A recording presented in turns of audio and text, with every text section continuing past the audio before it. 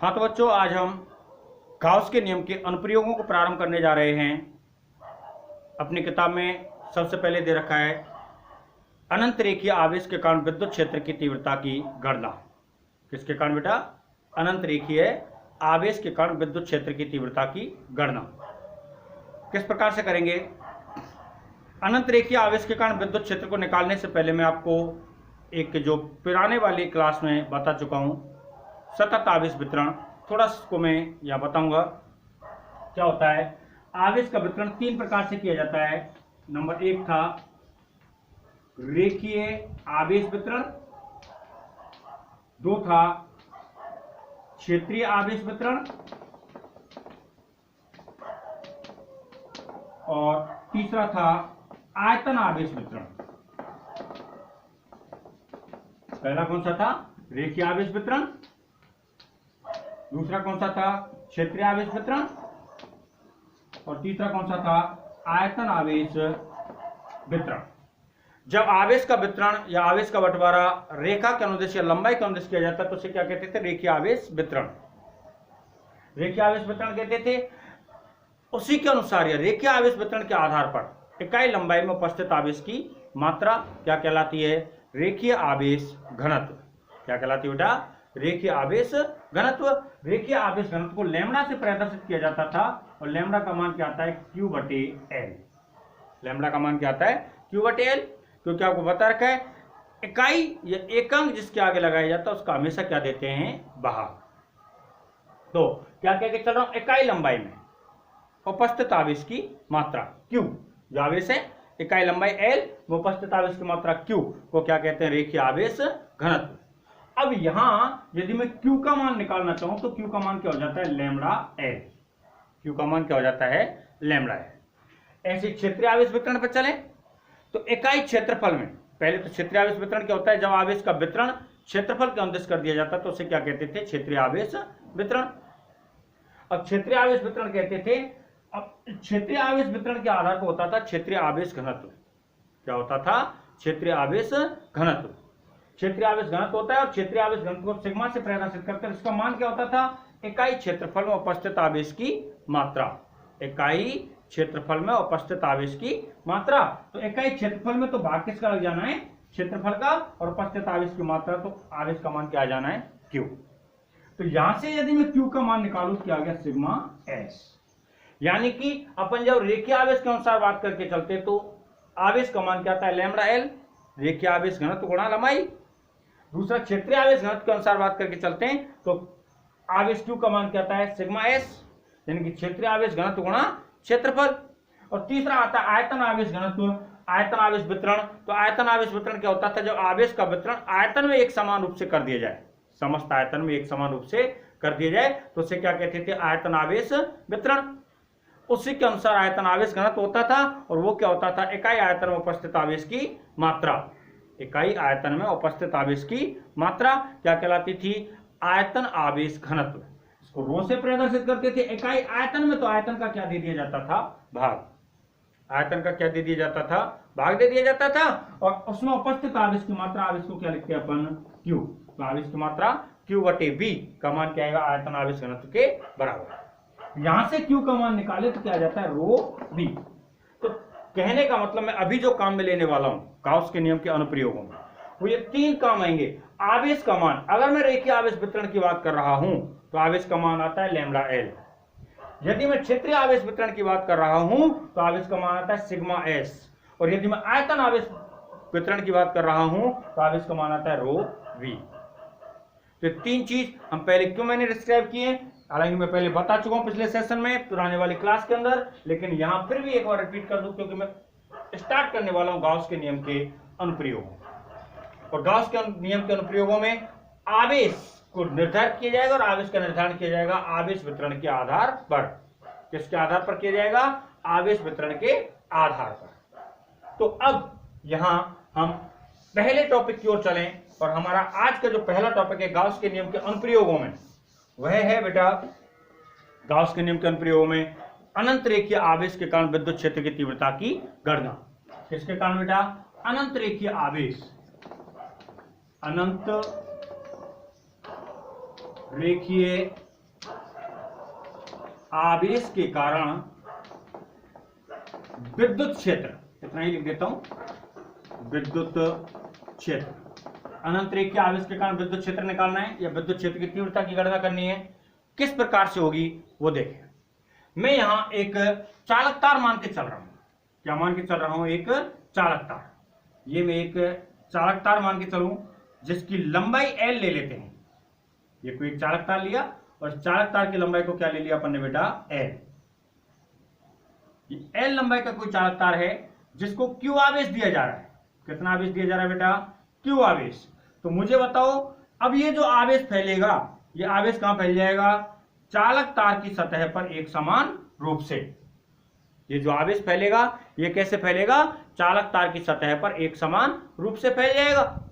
अब जब ये आवेश एक समान रूप से फैल जाएगा तो देखो कैसे आएगा, ये पूरे संपूर्ण सतह पर, किस पर आ जाएगा? इस संपूर्ण सतह पर एक समान रूप से फैल जाएगा ये आवेश। यानी कि इधर वाले पॉइंट पर भी रहेगा, इधर वाले पॉइंट पर भी रहेगा, यहां पर भी रहेगा और यहां पर भी रहेगा। सभी बिंदुओं पर आवेश का मान फैल जाएगा। आवेश का एक छोटा सा अल्पांश उपस्थित रहेगा। तो सतत आवेश वितरण कर देते हैं। यहां किसके अनुसार हो रहा है आवेश का वितरण? लंबाई के अनुसार।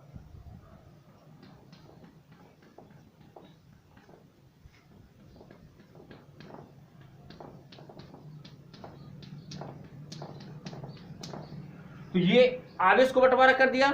अब मान निकालेंगे विद्युत क्षेत्र की तीव्रता का। उससे पहले मैं आपको बता चुका हूं कि कभी भी किसी भी पॉइंट पर, कक्षा 11वीं से हम पढ़ के आए हैं, कभी भी किसी भी पॉइंट पर कोई भी मान निकालना हो किसी भी एक निकाय के कारण, तो हमेशा उस निकाय को छोटे छोटे अल्पांशों में टूटा हुआ मानते हैं। क्या करते बेटा? छोटे छोटे अल्पांशों में टूटा हुआ मानते हैं दिए गए निकाय को। तो मैं यहां एक बेलनाकार चालक तार लेके चल रहा हूं। माना ये चालक तार है, इसमें निकाय में इसके पूरे संपूर्ण निकाय को या इस चालक तार को कितने अल्पांशों में टूटा हुआ मान है। इस चीज को देखने के लिए छोटा सा एक तरीका बताता हूं आपको। वो यह है, आप यूं देखो कि कितने क्षेत्रफल बन रहे हैं जिनकी दिशा अलग अलग प्राप्त होती है।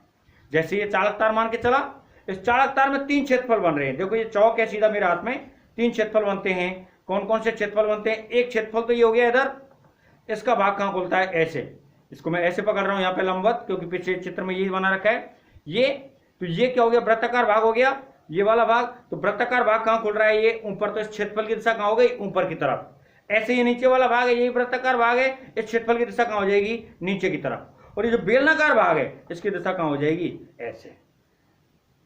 इस बेलनाकार भाग की दिशा इस प्रकार से ले सकते हैं, इस प्रकार से ले सकते हैं। अब वो हालांकि डिपेंड करता है कि आवेश किधर से प्रवाहित होता है।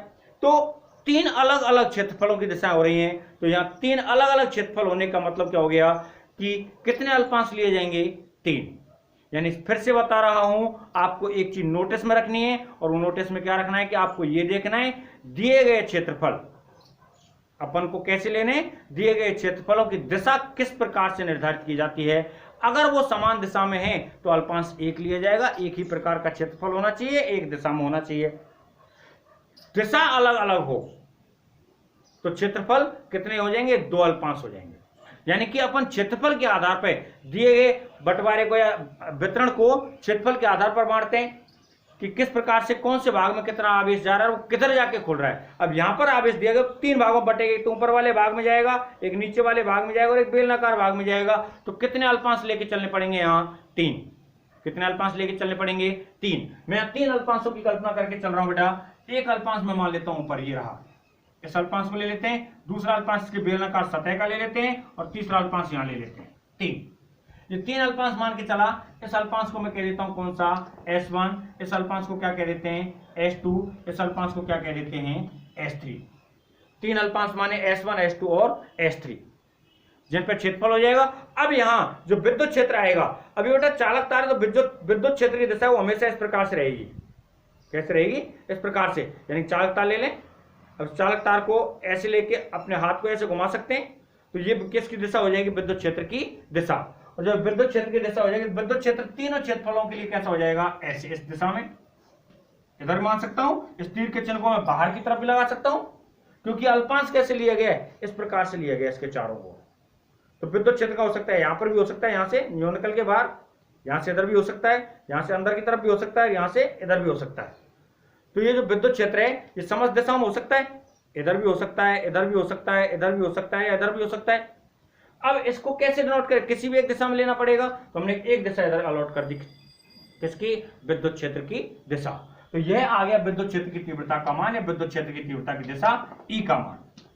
दूसरी अवस्था में क्षेत्रफल को अलॉट करें, क्षेत्रफल कहां खुल रहा है, देखो ये जो ऊपर वाला भाग है इसका क्षेत्रफल कहां दिशा में आ रहा है, ऊपर की तरफ, इस क्षेत्रफल की दिशा कहां हो रही है, ऊपर की तरफ, इस अल्पांश का क्षेत्रफल ऊपर, नीचे वाला भाग है इसका क्षेत्रफल कहां है, नीचे, और जो ये वृत्ताकार बेलनाकार भाग है इसका क्षेत्रफल कहां है, ऐसे, जिधर विद्युत क्षेत्र की दिशा होती है उसी दिशा में। तो यहां क्षेत्रफल मान के चलें, इसका क्षेत्रफल ds कहां आ रहा है, नीचे की तरफ, इसका क्षेत्रफल ds कहां जा रहा है, ऊपर की तरफ, और इसका क्षेत्रफल ds कहां हो रहा है, बेलनाकार भाग में। इस प्रकार से हुआ। अब मुझे करना क्या है, गाउस के नियम के अनुसार विद्युत क्षेत्र की तीव्रता की गणना करनी है। तो सबसे पहले जब गाउस के नियम को उपयोग में लेना तो गाउस का नियम लिख दो आप। तो गाउस का नियम क्या लिख देंगे, गाउस के नियम से, किस नियम से बेटा, गाउस के नियम से। गाउस का नियम क्या होता है बेटा, phi E equal to Q बटे एप्सिलॉन 0।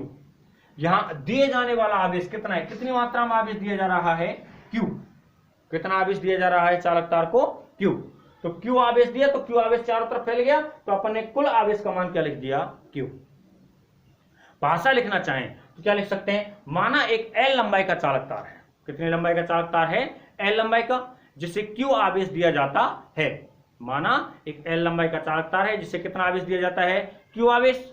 तो दिए जाने वाला आवेश चालक की सतह पर या चालक तार की सतह पर एक समान रूप से फैल जाता है।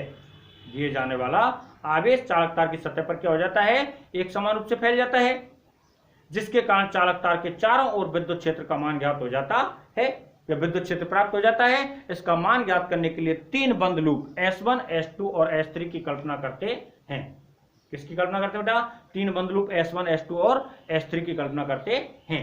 तब गाउस के नियम से, क्योंकि गाउस का नियम लगाना जरूरी है, गाउस के नियम के अनुप्रयोग पढ़ रहे हैं, और जो उत्पत्ति करेंगे वो किस नियम के अनुसार करेंगे, गाउस के नियम के अनुसार। गाउस के नियम से, गाउस के नियम अनुसार अपने पास फ्लक्स का मान होता है Q बटे एप्सिलॉन 0। दूसरा फ्लक्स का मान S1 क्षेत्रफल पर या S1 लूप पर अलग आएगा, S2 लूप पर अलग आएगा और S3 लूप पर अलग आएगा।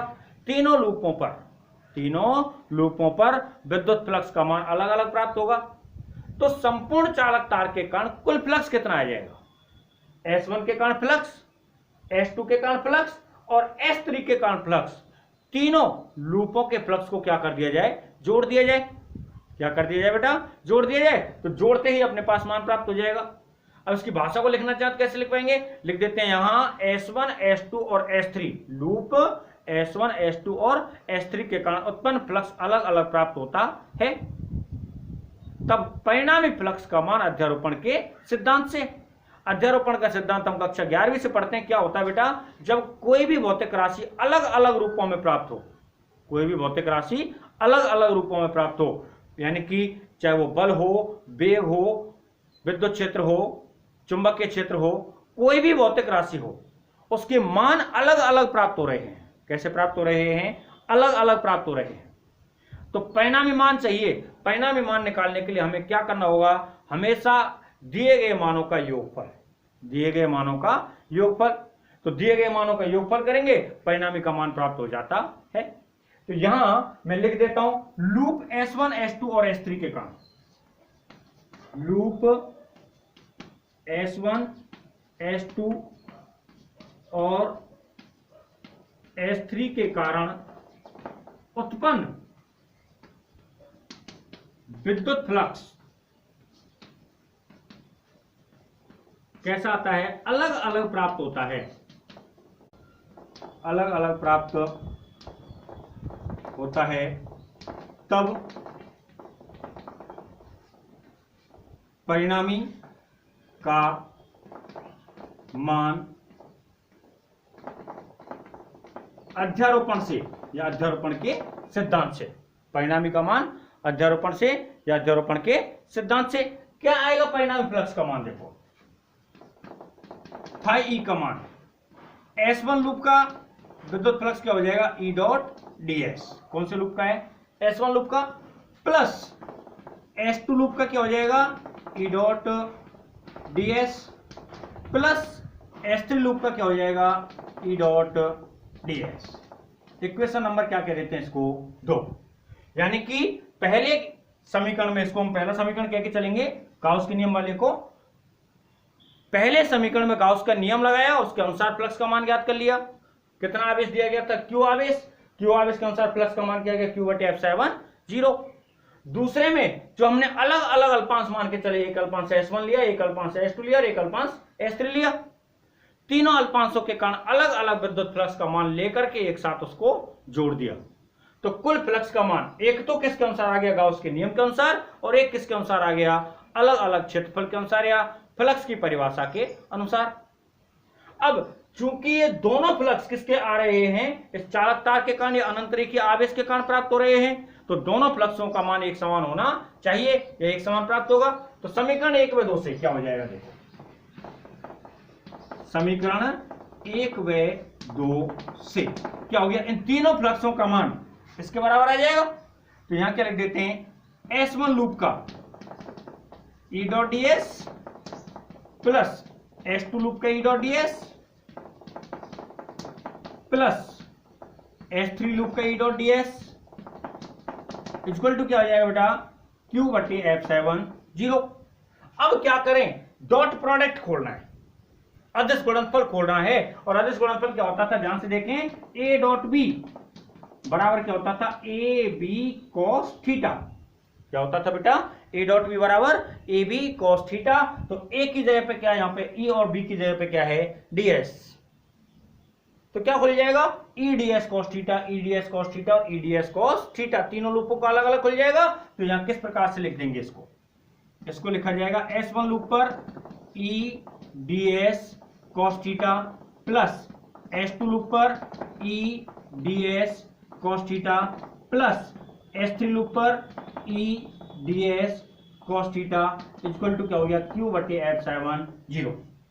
तो हमने केवल इतना काम किया अभी तक, गाउस का नियम लगाया, गाउस के नियम के अनुसार फ्लक्स लिया, दो अलग अलग लूप मान के चले, जो तीन अलग अलग लूप मान के चले, तीनों लूपों के कारण अलग अलग फ्लक्स का मान निकाला और परिणामी का मान निकालने के लिए तीनों फ्लक्सों को एक साथ जोड़ दिया इक्वेशन नंबर 2 में। अब चूंकि ये भी अनंत रेखीय आवेश के कारण कुल फ्लक्स है और ये भी अनंत रेखीय आवेश के कारण कुल फ्लक्स है, दोनों मानों को एक दूसरे के बराबर कर दिया और क्या कर दिया, डॉट प्रोडक्ट खोल दिया, अदिश गुणनफल को खोल दिया। अब देखो क्या हो रहा है, लूप S1 में cos थीटा, ये काम में लेना पड़ेगा, लूप S2 पर cos थीटा और लूप S3 पर cos थीटा। ये तीनों किसके बीच का कोण होता है, किस किस के बीच के कोण है, लूप S1 पर विद्युत क्षेत्र और क्षेत्रफल के मध्य का कोण है, लूप S2 पर विद्युत क्षेत्र और क्षेत्रफल के मध्य का कोण है, और लूप S3 पर विद्युत क्षेत्र और क्षेत्रफल के मध्य का कोण है। तो तीनों कोणों को बताओ कितने कितने कोण बन रहे हैं। देखो लूप S1 ये रहा, लूप S1 में क्षेत्रफल कहां है, ऊपर की दिशा, और विद्युत क्षेत्र कहां है, इस दिशा में। तो कितना डिग्री का कोण बन रहा है, यहां पे 90 डिग्री का समकोण है। तो यहां बता देंगे, डिस्क्रिप्शन में अगर देना चाहें तो लूप S1 पर दोनों के मध्य में, यानी कि विद्युत क्षेत्र और क्षेत्रफल के मध्य का कोण कितना डिग्री हो रहा है, समकोण हो रहा है। तो थीटा का मान कितना डिग्री हो जाता है, 90 डिग्री। लूप S2 पर आते हैं, विद्युत क्षेत्र भी इस दिशा में है और क्षेत्रफल भी इसी दिशा में है। लूप S2 पर विद्युत क्षेत्र और क्षेत्रफल कैसे हैं, समान दिशा में हैं, समदिश हैं, तो बनने वाला कोण कितना डिग्री हो जाएगा, 0 डिग्री। तीसरे पर आते हैं लूप S3 पर, लूप S3 पर विद्युत क्षेत्र कहां आ रहा है बेटा, इस दिशा में, और क्षेत्रफल कहां हो रहा है, नीचे की दिशा में। यानी कि ये तो विद्युत क्षेत्र की दिशा हो गई, ये किसकी हो गई, क्षेत्रफल की दिशा। तो ये कोण वापस से कितने डिग्री का हो जाता है, 90 डिग्री का। तो तीनों लूपों में जो S1 पर, S2 पर और S3 पर कोण का मान आ रहा है, उस कोण के मान को रख दिया जाए। तो रखें भाई, पहले लिख देता हूं कितना कोण किस पर आ रहा है, तो लिख देता हूं लूप S1 पर विद्युत क्षेत्र और क्षेत्रफल, विद्युत क्षेत्र और क्षेत्रफल कैसे हैं, समदिश हैं, अतः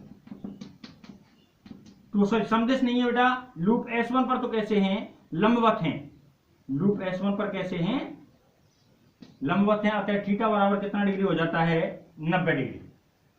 अतः थीटा बराबर कितना डिग्री हो गया, 90 डिग्री। दूसरा लूप ले लेते हैं, लूप कौन से पर, S2 पर, विद्युत क्षेत्र और क्षेत्रफल। अब लूप S2 पर देखो, लूप S2 ये रहा, इस पे विद्युत क्षेत्र भी आए और क्षेत्रफल भी आए, तो कैसे हो गए ये? समदिश हैं। कैसे हैं बेटा? समदिश हैं।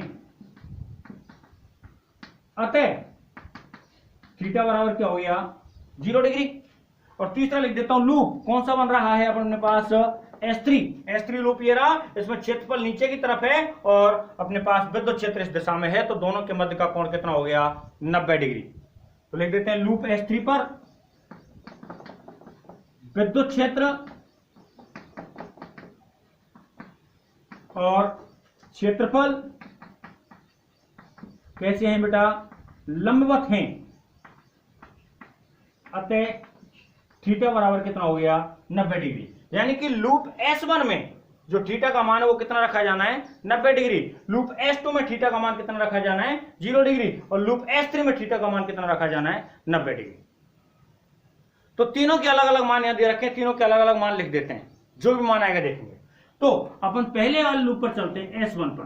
तो क्या हो गया? E ds cos 90 डिग्री है S1 पे। दूसरा S2 पर E ds cos 0। और तीसरा किस पर बेटा? S3 पर। S3 पर क्या बन रहा है? E ds cos 90 और बराबर क्या हो गया? Q/F7 0। अब देखो cos 90 का मान होता है 0। cos 90 का मान कितना होता है? 0। तो इसमें 0 रखेंगे और 0 रखते कंप्लीट वैल्यू क्या हो जाएगी? ये 0। cos 90 के स्थान पर यहां अपन क्या रख देंगे? 0। और 0 का किसी भी भौतिक राशि में गुणा किया जाए, किसी भी पद के साथ गुणा किया जाए, तो उत्तर क्या आता है? 0। ऐसे ही लूप S3 में इस cos 90 की जगह पर क्या लिख दिया जाएगा? 0। तो ये वाला पद S1 वाला और S3 वाला पद तो क्या हो गया? 0। अब पद कौन सा बचता है? S2 वाला। स्टेप कौन सा बचता है? कौन सा भाग बचता है? S2 वाला। S2 वाले भाग में cos 0 का मान क्या लिख दिया जाएगा? 1। यानी कि यहां पर तो क्या हो गया? 0। यहां पर क्या हो गया? 1। और यहां पर क्या हो गया? 0। तो ये पूरा भाग S1 वाला भाग 0 हो गया और S3 वाला भाग भी क्या हो गया? 0। कौन सा वाला भाग बचता है? केवल S2 वाला भाग। तो क्या हो गया? देखो यहां पे समाकलन के अंदर, यानी कि 0 पहले वाला भाग प्लस S2 में क्या बच गया? EDS। और प्लस में क्या बच गया? वापस से 0। और बराबर क्या हो गया? Q/F7 0। बेटा अब E तो कांस्टेंट है, बाहर हो गया, और DS का समाकलन क्या हो जाता है? S। ES बराबर क्या आ गया? देखो Q/F7 0। ES बराबर क्या आ गया? Q/F7 0। मुझे किसका मान निकालना है? E का मान निकालना है, विद्युत क्षेत्र की तीव्रता का मान निकालना है। किसका मान निकालना है बेटा? विद्युत क्षेत्र की तीव्रता का। तो विद्युत क्षेत्र की तीव्रता का मान क्या आ गया? E देखो बराबर Q/SF7 0। क्या आ गया? SF7 0। अब यहां दो समस्याएं। सबसे पहली, जो दिए जाने वाला आवेश है वो आवेश नहीं दिया जाएगा, अपने पास आवेश घनत्व का मान दिया जाएगा। और दूसरा, क्षेत्रफल कौन से भाग का लिया अपन ने? केवल एक बेलनाकार भाग का। कौन से भाग का लिया है? बेलनाकार भाग का। यानी कि क्षेत्रफल को बेलनाकार भाग का लेना है और आवेश को आवेश घनत्व के रूप में लिखना है। दो काम करने हैं। क्षेत्रफल को कौन से भाग का लेना है? बेलनाकार भाग का। और आवेश को कौन से रूप में लिखना है? आवेश घनत्व के रूप में। तो लिखो भाई, यहां लिख देते हैं। सबसे पहले रेखीय आवेश घनत्व से, रेखीय आवेश घनत्व से, रेखीय आवेश घनत्व से क्या होता है बेटा? लैम्बडा बराबर Q/L। तो Q बराबर क्या हो गया? Lambda L। Q का मान निकाल दे, यहां पर रख देंगे। इसको चाहे तो अपन इक्वेशन दे सकते हैं। इक्वेशन नंबर क्या कहते हैं इसको? 3। जिससे क्या इक्वेशन नंबर 3 में मान रख दिया जाएगा। दूसरा क्या लेना? S का मान, और S कौन सा है? बेलनाकार भाग का क्षेत्रफल। तो इसको भी लिख देते हैं। मैं लिख देता हूं बेलनाकार भाग का क्षेत्रफल। और बेलनाकार भाग का क्षेत्रफल S बराबर क्या होता है बेटा? 2πrl। S बराबर क्या होता है? 2πrl, बेलनाकार भाग का क्षेत्रफल। अब यहां अपन लिखें दोनों लैम्बडा का और S का मान किसमें रख देते हैं? समीकरण 3 में। मैं लिख देता हूं समीकरण 3 में मान रखने पर, मैं ऊपर लिख रहा हूं बेटा, तो मान रखते देखो ई क्या आएगा, ई बराबर क्या गया, क्यू का मान तो क्या हो रहा है लैम्डा एल, क्यू का मान क्या हो गया लैम्डा एल बटे एस, एस का मान क्या हो रहा है 2 पाई आर एल, और इनटू में क्या हो गया अपने पास F70, तो देखो एल से एल तो क्या हो गया कट गया, एल से एल क्या हो गया कट गया, तो ई बराबर क्या बच गया देखो लैम्डा बटे 2 पाई F70 आर, क्या बच गया लैम्डा बटे 2 पाई F70 आर।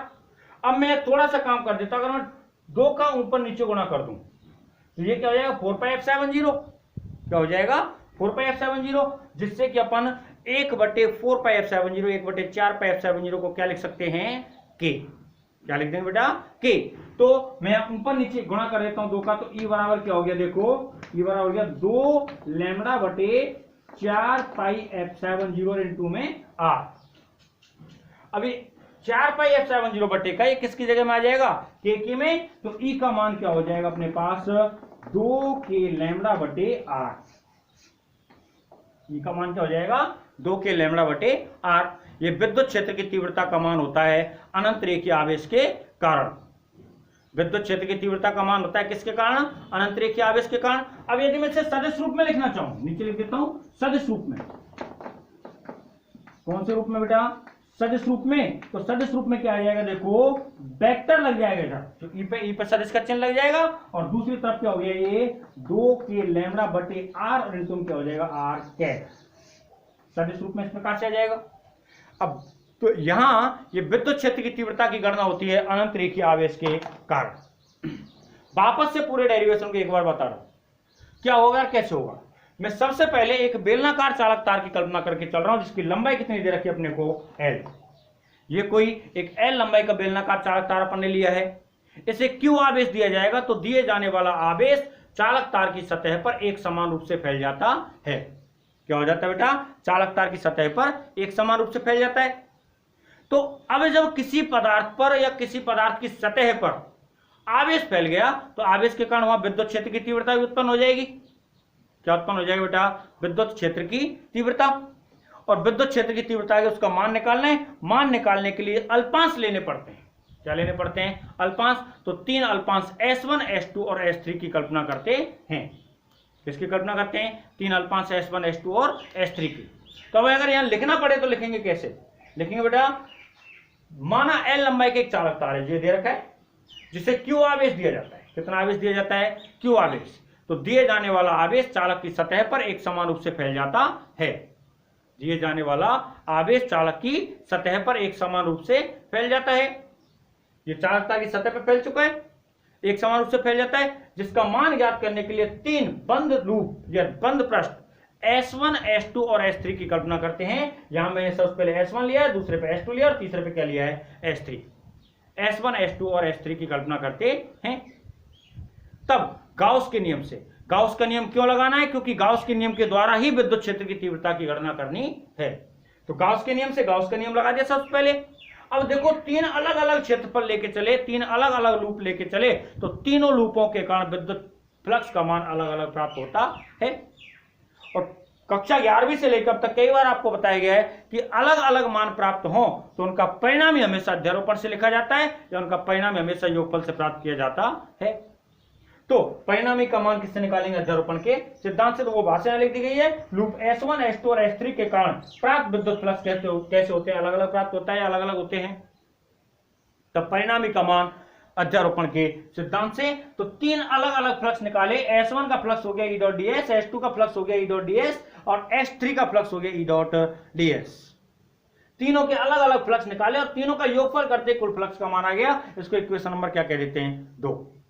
अब देखो गाउस के नियम के अनुसार कुल फ्लक्स कितना आ रहा है इक्वेशन नंबर 1 में Q/F70, और फ्लक्स के डेफिनेशन से बंद लूपों के अध्यारोपण से जो कुल फ्लक्स आ रहा है वो कितना आ रहा है इक्वेशन नंबर 2। इन दोनों का मान एक दूसरे के बराबर होगा, तो इक्वेशन नंबर 1 और 2 से लिया, दोनों का मान बराबर कर दिया।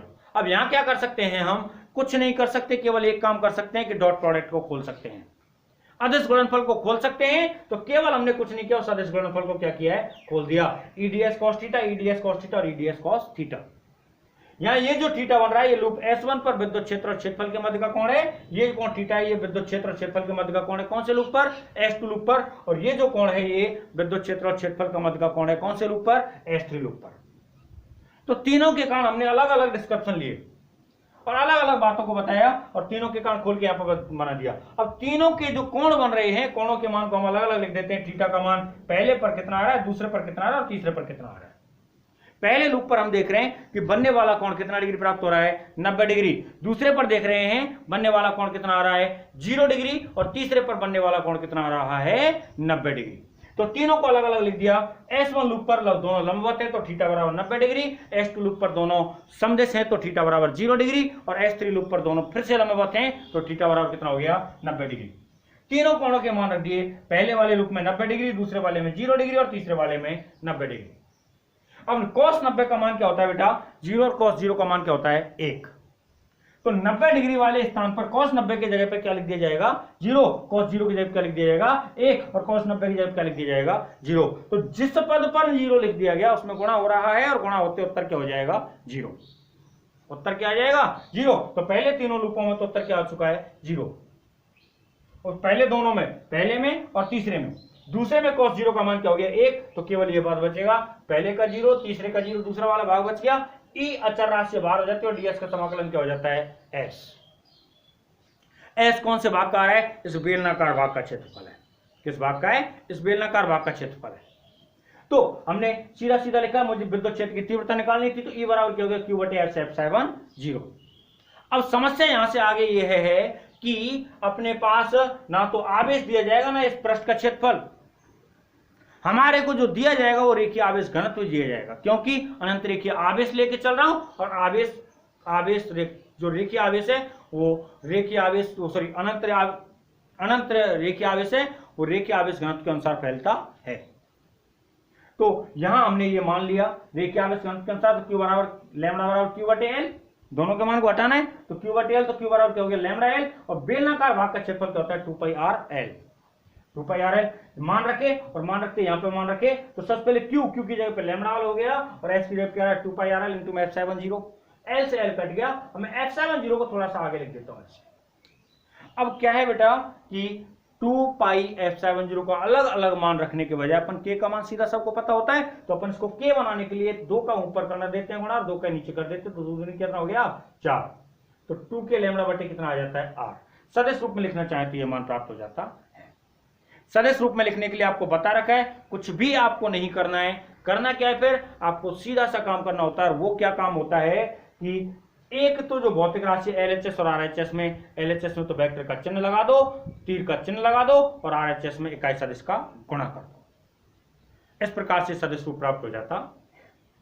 ठीक है, एक बार इसको और ध्यान से देख सकते हो आप सबके सब, पूरे स्क्रीनशॉट ले लेना, जिससे आपको पूरा पता चल जाए कि गुरुजी ने कैसे कैसे कौन सा टॉपिक कहां से लिखा है।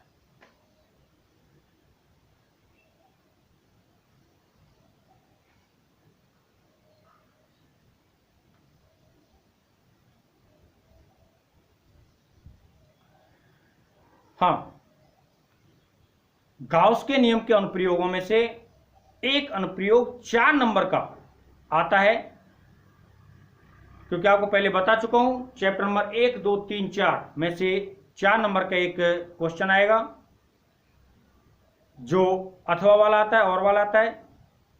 उसमें से इस बार गाउस के नियम के अनुप्रयोग में से एक क्वेश्चन आएगा 4 नंबर का। तो प्रत्येक टॉपिक को बड़े ध्यान से देख लें।